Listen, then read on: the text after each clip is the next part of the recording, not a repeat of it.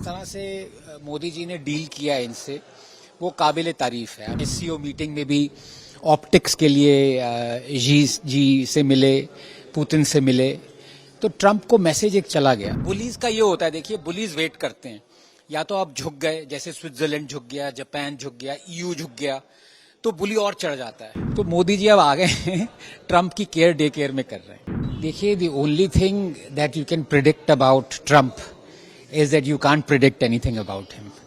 अब ये पिछले 1-1.5 महीने से एक तरह से अब्यूजिव ही थे ये, जिस तरह की इनकी पॉलिसीज थी, एकदम सिलेक्टिव, सिर्फ इंडिया को पेनलाइज कर रहे थे, जबकि बाकी सारी कंट्रीज भी ऑयल खरीद रही हैं, उन पे टैरिफ नहीं डाला। चाइना हमसे ज्यादा रशियन ऑयल ले रही है, ईयू हमसे ज्यादा रशियन एनर्जी ले रही है, उन पे 25% टैरिफ नहीं लगाए और बोल रहे हैं कि हम पे लगाए क्योंकि हम रशियन ऑयल ले रहे हैं। अमेरिका रशियन ऑयल ले रहा है, अमेरिका यूरेनियम ले रहा है, मिनरल्स ले रहा है।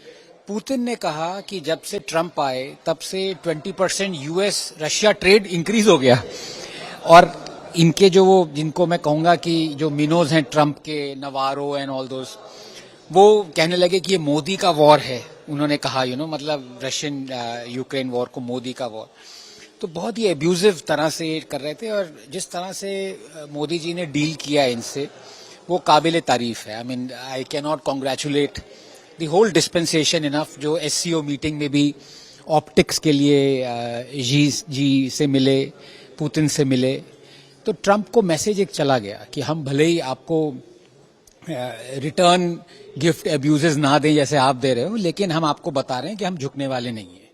आपको जितने टैरिफ्स लगानी है आप लगाइए, और हम जैसा रशियन ऑयल खरीद रहे हैं, बल्कि सितंबर में हमने ज्यादा खरीदा रशियन ऑयल, तो ट्रंप को धीरे धीरे मैसेज चला गया कि बुलीज का ये होता है। देखिए, बुलीज वेट करते हैं, या तो आप झुक गए, जैसे स्विट्जरलैंड झुक गया, जापान झुक गया, ईयू झुक गया, तो बुली और चढ़ जाता है।